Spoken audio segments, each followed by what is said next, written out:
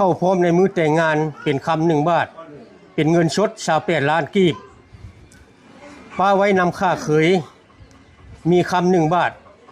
มีเงินสด22 ล้านกีบอยู่บที่หนีทามเอามีควาย1 ตัวหมู1 ตัวเบียร์80 ลังเหล้าขาว10 ลิตร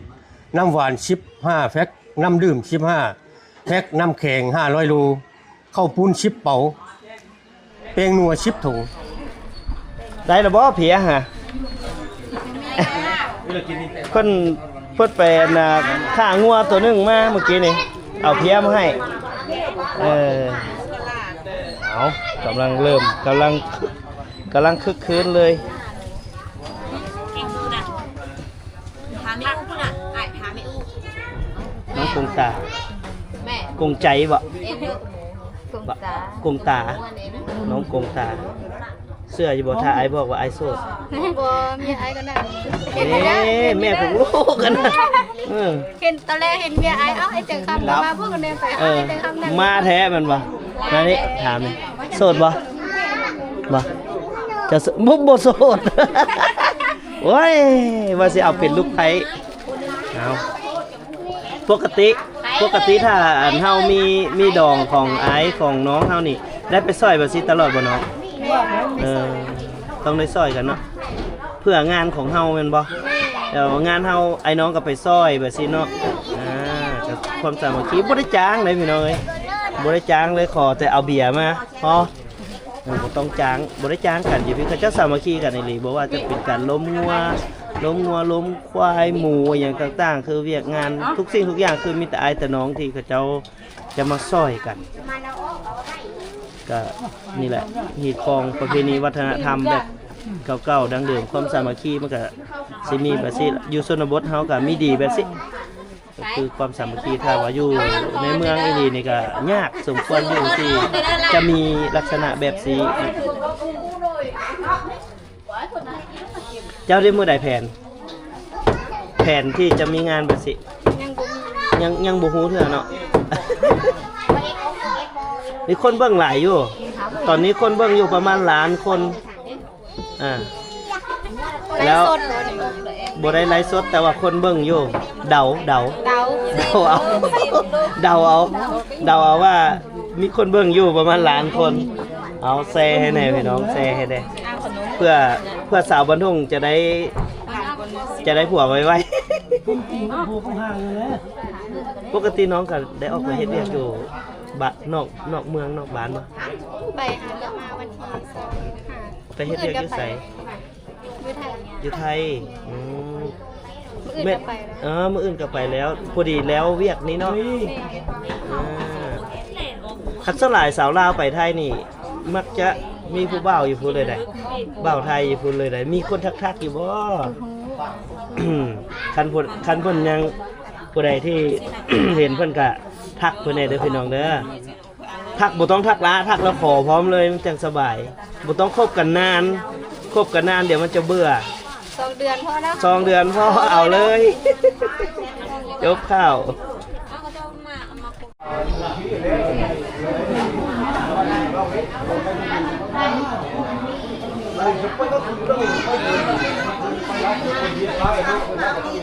เดี๋ยววันนี้ก็สิได้ให้พี่ให้น้องได้เบิ่งฮีตคองประเพณีลาวในการสู้ขอเนาะก็ถือว่าพี่น้องนี่โชคดีสุดเนาะที่เข้ามาติดตามรับชมบ่เตียงคำในมื้อนี้ก็สิได้เห็นฮีตคองประเพณีการสู้ขอลูกเมียการสู้ขอเมียอยู่ในเมืองลาวของพวกเราโดยเฉพาะแม่นอันนี้คือเป็นฮีตคองอยู่บ้านทุ่งเมืองนาไก่แขวงขมวดเนาะก็ทางญาติทางฝ่ายเจ้าสาวเนาะทางนี้แม่นเป็นญาติพี่น้องของฝ่ายเจ้าสาวทั้งเบิดนี่เนาะอยู่หน้ารถอยู่บ้านทางลุ่มนะอยู่บ้านทางลุ่มอยู่บ้านลุ่มนะตรงกลางนี่เนาะพี่น้องต้นเตรียมละนี่ก่อนนี่ก่อนสิล้มเรื่องคาดองเพิ่นก็ว่ามอมกันก่อนเดี๋ยวมอมก่อนจังเว้ากันง่ายบ่เฮาบ่ได้เอานะเจ็บกระเพาะ เฮาเจ็บกระเพาะเอาเราพี่น้องเนาะเบิ่งหิดเบิ่งคองเฮาเตรียมแล้วนี่ห่อคำมากคำพูดเดี๋ยวเฮาถามก่อนแม่อันนี้เอามาเฮ็ดฮีดหรือเอามาเคี้ยวเอง ได้ อันนี้ มาเฮ็ดฮีท เอามาเฮ็ดฮีดบ่ แม่ เอ น่ะ อ แม่น่ะ ขาดบ่ได้เนาะคำมากนี่เนาะบัดแล้วฮีดแล้วไม่เท่าเคี้ยวเลยก็ได้แม่นบ่ แล้วฮีทก็เอาแล้วลงมาแล้วก็เคี้ยว อ๋อเอา นี่แหละฮีทไทยฉ่ ฮีดไทยซ้ำมานี่พี่น้องสิมาสู้ขอนี่ต้องซื้อผู้มาตอนเพิ่นเด้อคันสิมาลูกสาวมาลบลูกสาวเพิ่นก็ให้ซื้อผู้ซื้อมากซื้อแก่นคูณมายั่วแม่เท่าซะก่อนให้แม่เท่าพอใจดีใจก่อน ำจังได้ใบบ่ติ จังได้ จังได้เป็นเขยเพิ่นไว้ มันมีอันนี้เพิ่นบ่ให้บ่ แม่นยันเพิ่น อย่างน้อยก็ใจอ่อนลงครึ่งหนึงละอะเอาแนวถึกใจมาเนาะ อ่อนแน่มีดอกกินอาหารนึง เอาอันนี้คือเตรียมสู้ขอนะพี่น้องเตรียมสู้ขอแล้ว เดี๋ยวรอติดตามกันกันเด้อว่าพิธีสู้ขอมันเป็นอะไร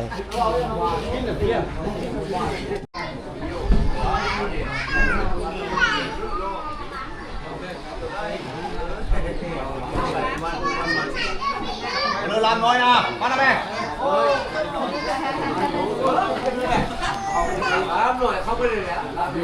เอาบาทนี่กำลังจะสู้ขอพอล่ามไปบาทนี่ขออนุญาตเด้อใส่ล่ามทั้งใดขออนุญาตติดไม้เด้เดี๋ยวขออนุญาตติดไม้ล่ามเด้ในหนึ่งทั้งใดล่ามไฟยิงโอ้เดี๋ยวขออนุญาตเด้อขออนุญาตอันนี้ใช่ไหมเอาบาทนี่ลมอย่างเขาก็ได้ยินแล้วบ้านนี้ ทางเฒ่าแก่ลุงตาทางพี่น้องพี่น้องเนาะเพิ่นกำลังปรุงขันมากขันขอ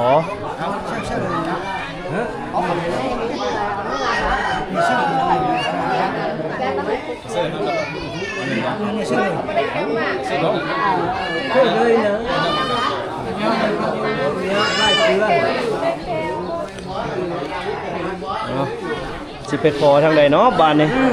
ทางลุงตาเทือกระบนี่เทือกแบบนี้เนาะเงินเชียดมีป่ะเชียด2เชียด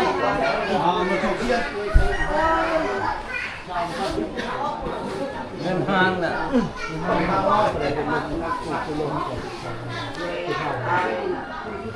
เดี๋ยวเขาจะเอาไม้ให้ดูพ่อเท่านี่บ่เอาขออนุญาตเด้อพ่อเท่าเด้อขออนุญาตเด้อให้ลูกหลานได้ฟังน้ำแน่เพื่อหลายคนอยากมาขอสาวบรรทุงนะให้เพื่อนหูเรียกหูงานน้ำเจ้าเลยเอามาเบิ่งหีดคองเพื่อนเด้อพี่น้องบ่เตรียมบ่ได้ปากเลยเด้อบัดนี้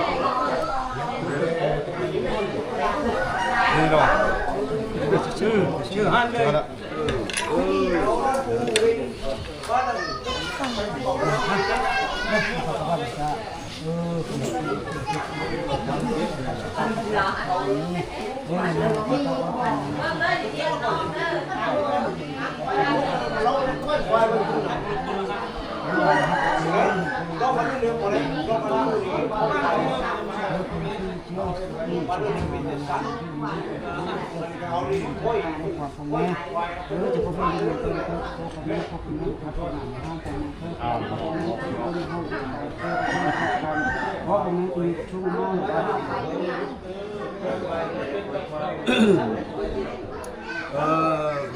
ที่เจออย่างว่าจุดนี้เป็นคนที่เขาต้องเขาจะปัดเขาจะโกงนี้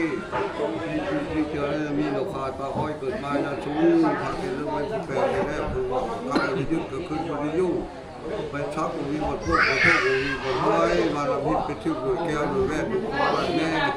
มีทางที่ไทยไม่ที่ถ้อยที่ทางมีทางความรู้ชื่อหายานมีงานแบบนี้เพื่อดีที่คือแต่คนรู้คนดีว่าจะพาการความ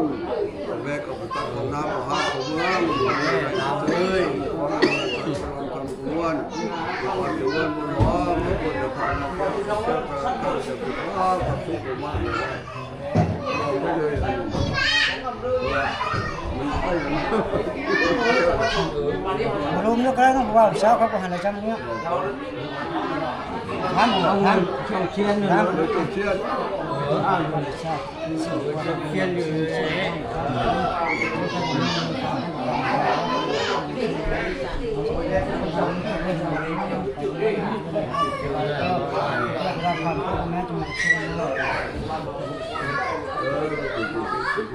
phải thấy thế này gần trong chiên mà khay hóa mà càng hung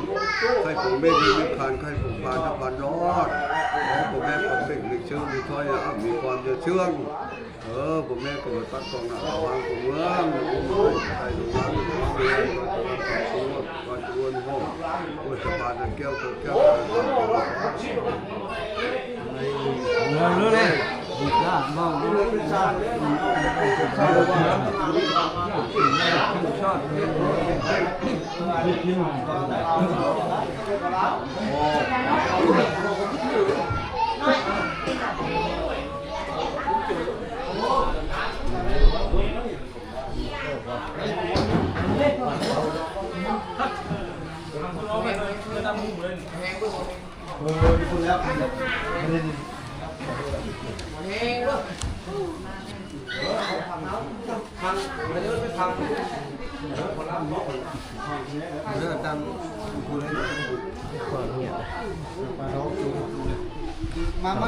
ยืนไปปะ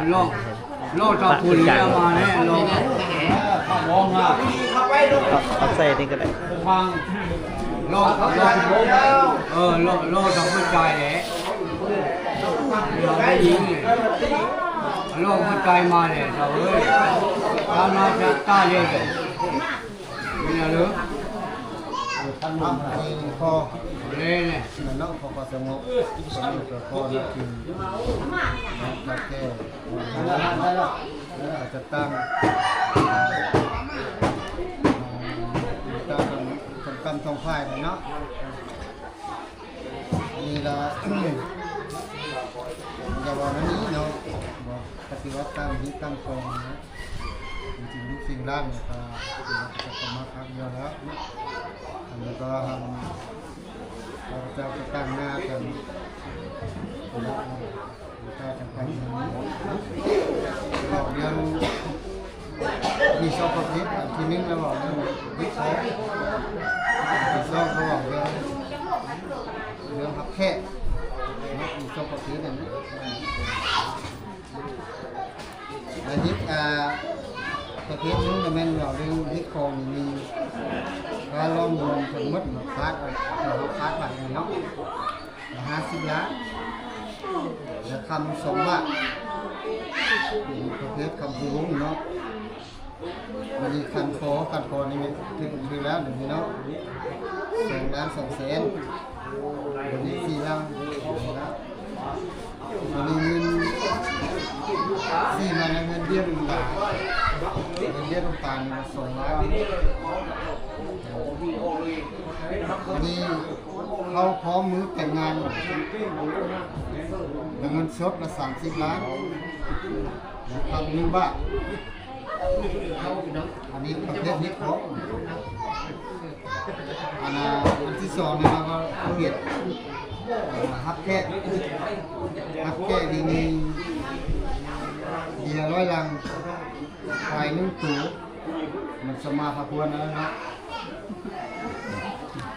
น้ำดื่ม15 แพ็คน้ำบาท15 แพ็คแล้วข้าวสารนี่มาเนี่ยเหล้าเก่า10 ลิตรข้าวสาร100 โลข้าวปุ้น10 เป๋าแกงหนัว10 ถุงน้ำแข็ง500 โล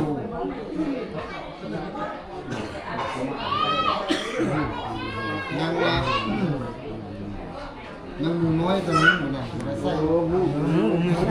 มูตัวนี้หน่อยขอบมีมูก็จุดมูเกี่ยวมูเลยหน่อยขอบมีมูก็มูเลยมูไอ้ปีเลยแล้วมันจะรับงานแล้วก็มาพอแยกจากจังหวะบอกจังหวะ4 โล 5 โลหรือว่ารุ่นนั้นก็ได้ฟังนี่น้ำมัดอันนั้นดองบ่เดี๋ยวเราตัวไรมันอันนี้เนาะอันนี้ก็เอา ไปน้ำไหลเกิดตกใต้นะอะไรมันมองมันส่งแล้วเนาะตัวใดมันมองมันส่งก็มาลงกันไหมเบอร์เนาะเอาตัวนี้กับไปตัวนี้มาสมุนไพรลงกันหลังจากที่ ตัวนี้มาสบาย เพิ่นลมเพิ่นคาดเนาะฝ่ายเจ้าสาวคาดแล้วก็สิแม่นฝ่ายเจ้าบ่าวไปปรึกษากันเอ้าเดี๋ยวไปเบิ่งนํกันว่าปรึกษากันแบบใดเฮามาติดตามเบิ่งว่าทางเจ้าบ่าวทางเฮาสิปรึกษากันจังได๋ปรึกษากันเลยได้นี่ได้สิเอาตัวใดตัดตัวใด อันนี้จะขออนุญาตนี่เนาะอันนี้โอ้ทุกข์ไปมันหลายเพราะว่าเฮาก็บ่ต้องคุยทุกข์เฮ็ดที่ขอตรงนี้เห็นดีแล้วลุงตาว่าเข้าคนเว้ามาเนาะนี่บ่ได้จริงๆแต่อีกสักความจำเป็นแท้ครับเนาะเป็นไปได้น้ำชื่อของมาส่งความไปของว่าลาดมันเป็นใจกลางเนาะหรือไม่ล่ะวันเทศส่งความส่งไปไปมันไปซ้าย ขึ้นกับพอลามนะ ทางด้านนี้ อันนี้แม่เจ้าบ่าวเจออันเจอคาดองมาแล้วเขี่ยวอยากลงมาสักก้อนมาปรึกษากันก่อนถอยมาตั้งรักถอยมาตั้งรักถอยมาตั้งรักก่อน ตั้งหลักก่อนว่าขาลงตื่นตื่นเนาะ ขาลง ตื่นคาดองเอาเพิ่นก็เว้ายากไปหาง่ายฮะละอันใดก็ได้ 30 ล้านคำบ้านนึงเนาะ แม่ในเท้าเลยจะขอขึ้นพร้อมคุยเลย20 ล้านนะนี่ก็ถามพ่อถามแม่ได้ยังไงได้บ่และคำละบาทนึงนะและคำบาทนึงฝ่ายสิเลี้ยงแล้วฝ่ายครับเบียร์80เบียร์ละ80กับคำ เอาพี่น้องเดียวเบิ่งนำกันเด้อพี่น้องเด้อว่าสิตกลงกันอยู่จุดใดคือให้เบิ่งไปเลยได้นี่เบิ่งไปนำกันเลยผู้ใดที่เข้ามาเบิ่งแล้วก็ให้ได้ฮู้ฮีฮู้คองไว้นำกันเลย นำทางรถเป็นนั่งด้านนะพ่อได้เห็นดีนำบ่ ว่าถ้าพี่ได้ชิมดูพร้อมกับสาวขึ้นไปเท่านั้น ข้อสัญญุนำขึ้นความเคยละ20 ล้านนี้คัดข้อได้ก็จะทุกข้อบ่ได้แล้วก็ เบียร์80ลงมาจุ มา แล้วบ่เรียกแล้วว่า ถ้าอยู่นี่เด้อค่อยขึ้นไปต่อขึ้นผู้เดียวค่อยเฮิมเบิ่งคันว่าบ่ได้คันว่ายังนั้นค่อยลงไหม ให้ล่ามน้อยไปก่อน ล้ำเยอะบ่ เราคือเราน้อยแล้วนะการว่า สองล่ามแล้วตกลงแล้วบ่นี่ มี3ล้ำพุ่นนะ หมดแล้วแล้วว่านี่น่ะ ที่ลาบจังเฮา เห็นดีน้ำเพิ่นขึ้นไปแล้ววะน่ะ ยังบ่ทันได้แล้วได้ ขึ้นไปท่านก่อน ไป ไปสัมภาษณ์น้องเราได้ส ขึ้น นะ ได้ อืม ไปสัมภาษณ์ คือ คำมา คือต่อขึ้นหลายน้อยแท้ ต่อขึ้น คือต่อบ่ต่อขึ้นหลายๆกว่าหั่น ต่อขึ้น ไปเดี๋ยวขึ้นไปเบิ่งอีกพี่น้องอยู่เทิงพุ่นแหละ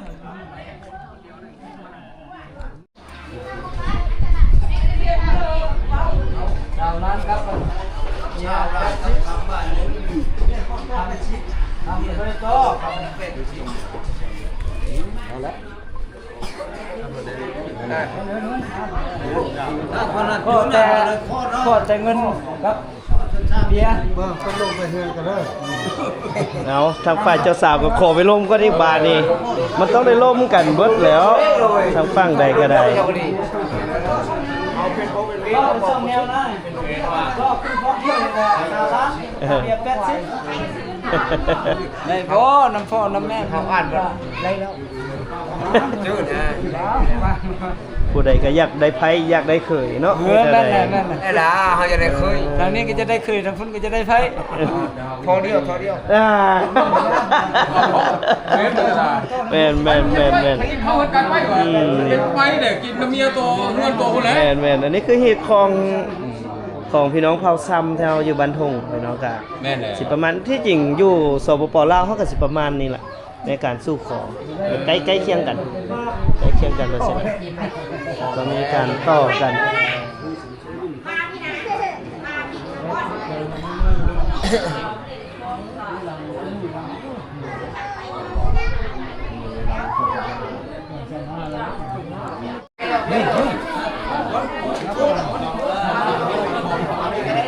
นี่นะ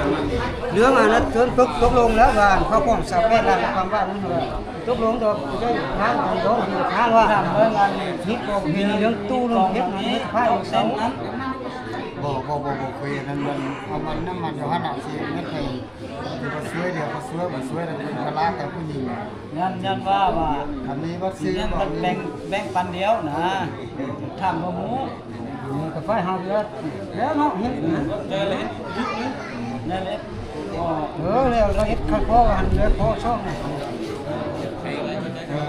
ช่วยเดียวกันนี้ว่าไปคือกันคือน้ำแข็งมีแล้วหาได้ลูก ยามนี้พันน้ำแข็งฮอดเนาะ ได้เอาได้น้ำแข็งกันบ่กินบ่ได้บ่คือแต่เก่าตกลงกันเรียบร้อยเลยนะพี่น้องง่ายๆไปสิได้เด้ แล้วก็เฮ็ดได้เนาะ มีแต่หลังจากสำเร็จนี่แล้วก็เพิ่นก็สิได้เฮ็ดบทบันทึก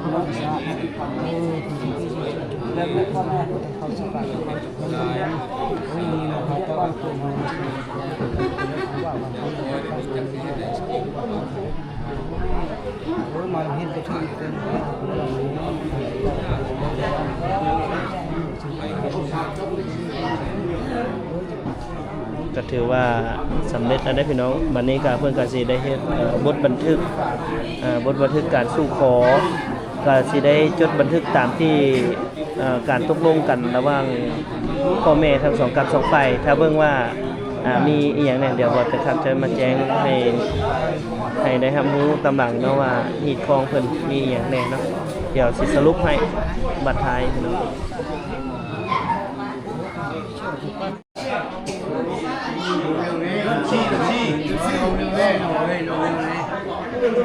besok kapan lah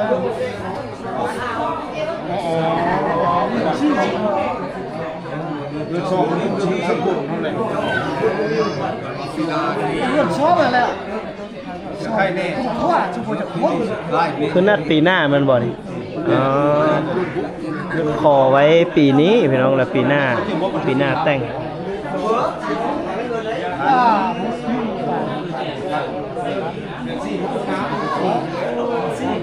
กูนี้เราเข้ากันยังหลายอยู่ เข้ากันยังหลายเลยพี่น้องนัดเดือน2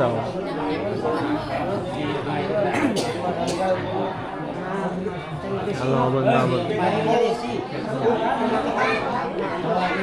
ว่าเพิ่นสิตกลงเอามื้อใดแท้เดี๋ยวบ่เตียงข้ามาสรุปให้พี่น้องได้ฟัง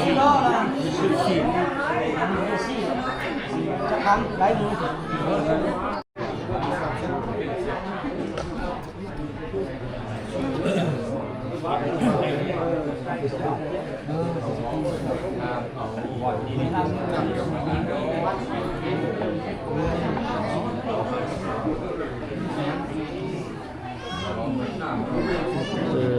หีดคองระหว่างข้อล่ามในกระสีแม่นต่างหน้าทางฝ่ายเจ้าบ่าวเจ้าสาวนี่แหละในการมาลมเป็นตัวแทนในการลมหีดลมคองเนาะแต่ว่าเป็นผู้ซื่อกลางของสองครอบครัว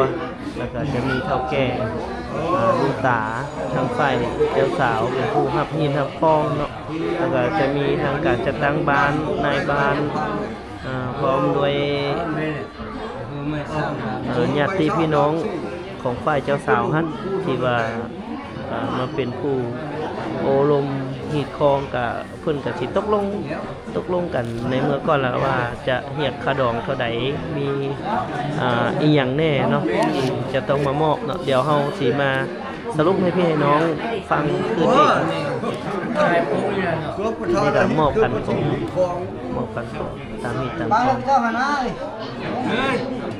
Ba hơn.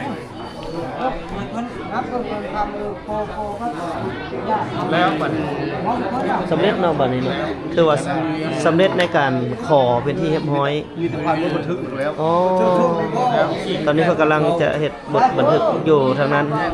โดย อันนั้นละคันคอ โดย อันนี้ละคันช่อง คันขอ ช่องอันนั้นละคันคอคันหาคันใหญ่ๆอย่างคันช่อง คันซ่อง แม่น่ะหมักช ช่องไม้ดี โอ้มีสองขันเอาก็ถือว่าสำเร็จนะพี่น้องเนาะในหีดคองประเพณีก็ยังเหลือแต่ว่าตามการตกลงของเพื่อนว่าค่าดองเท่าใดมื้อใดแต่งก็เพิ่นกำลังเฮ็ดบทบันทึกกันเนาะแล้วก็เดี๋ยวเฮาสิมาฮู้นำกันว่ามื้อใดแต่ง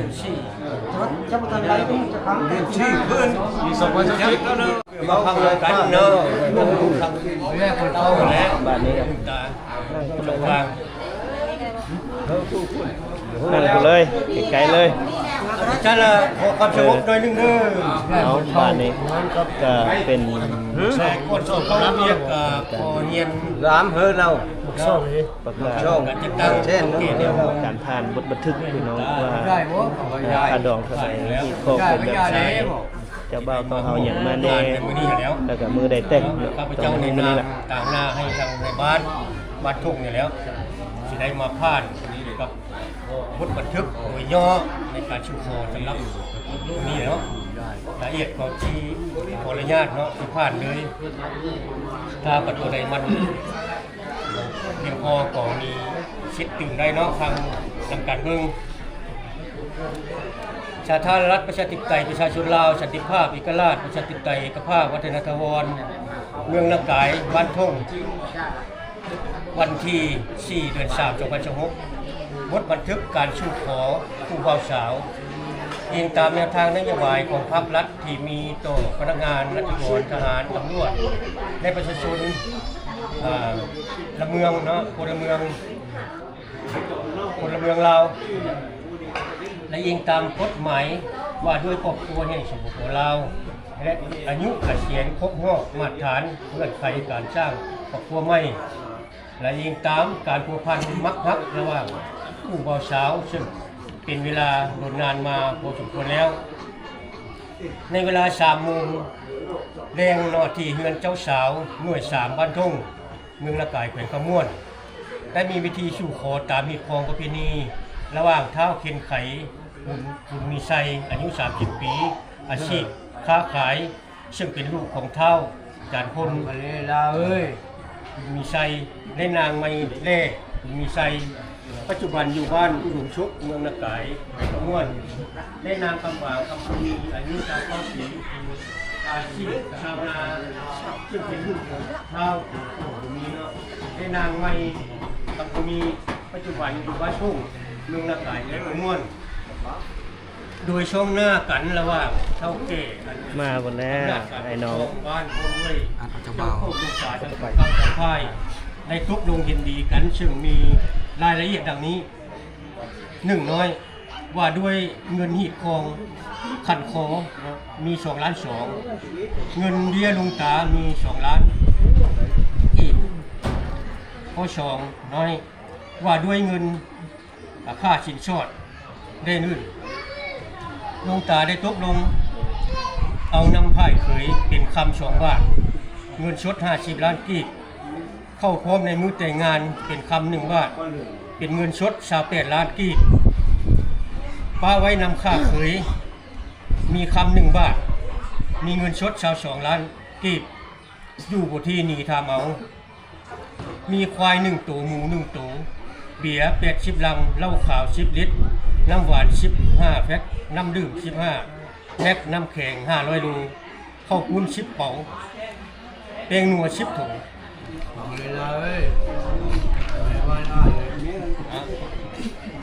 ชักเดิมของผู้บ่าวสาวมีเด้อแต่มีทุกอยู่ใน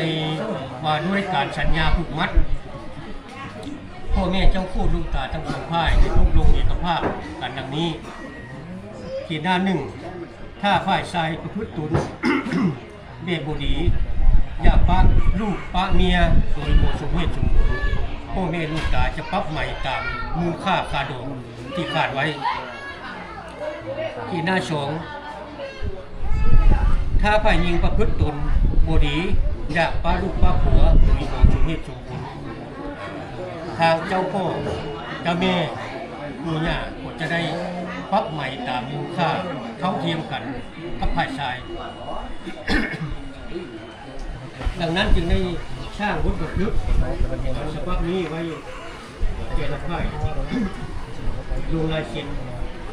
ไว้เพื่อเป็นหลักฐานวุฒิบันทึกฉบับนี้มีจับทิศทับใจนักการเมืองแล้วกำหนดมือแต่งงานเขียนอยู่วางใจเป็นเดือน4ขึ้นปี2027เป็นมือแต่งงาน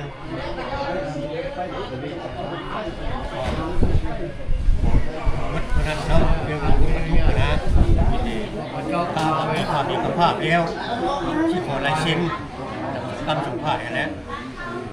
ถ้ามันมีตัวได้ยังเพียงพอมันก็ของตื่นคนแทนมีเช็ดเอาได้เนาะอันไหนมันโง่เดี๋ยวโบนะเช็ดนี่จะตึ้งอันนี้จะ คำนะพอละบองแค่เฮานี่มีพอให้บอง มันมาว่าผัวเมียเดี๋ยวมาหาอันนี้มันบอกกันว่าผัวเมียเนาะในเนี้ยเฮาขอนี่ไปเซ็นมือแต่งงานคันว่ามีหนีทรายนี่ยิงตัวอย่างว่าเมียป้าเดียวก็ใหม่อยู่นี่เขียนนี่เนาะโอ้ยไปมื้อหน้าเฮาก็เฮ็ดโครงงานคนนั้นน่ะย่าล่ะคนนี้หางล่ะสมมุติทางนี้จะได้ปั๊บไหมกันคือเดียวกันคือน้อยก็คือเดียวเฮ้ยมือครับมักกูไม่ซะสมมุติ แล้วซะอกหักละ เย็นก็มาไหม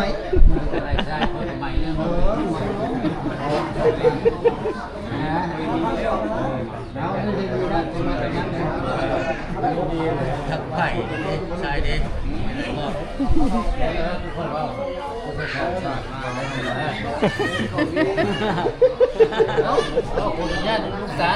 ลูกเต้าจังมาหามาเวได้โปร่งใส ได้บ่เป็นหยังบ่เป็นหยัง เพราะว่าบ่ได้ก็บ่เป็นละบ่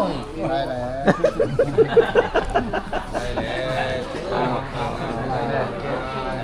ว เนาะสรุปก็ตามนั้นเนาะพี่น้องเดือน4ปีหน้าเนาะก็อย่างที่พี่น้องได้ยินนำกันนั่นแหละเนาะทางเงินทางคำนี่ก็ตามนั้นเนาะพี่น้องเนาะสำหรับคลิปนี้ก็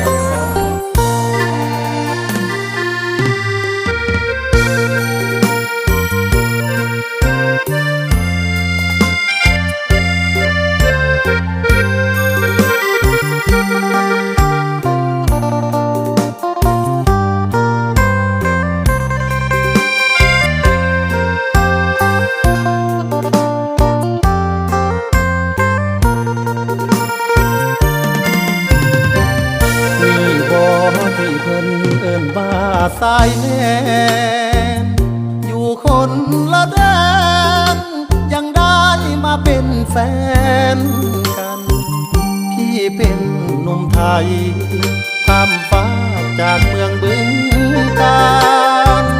หอบใจสมตานขึ้นทางปากสันธานีออกจากปากสันมุ่งปากกระดิ่งนางฟ้ามีจริง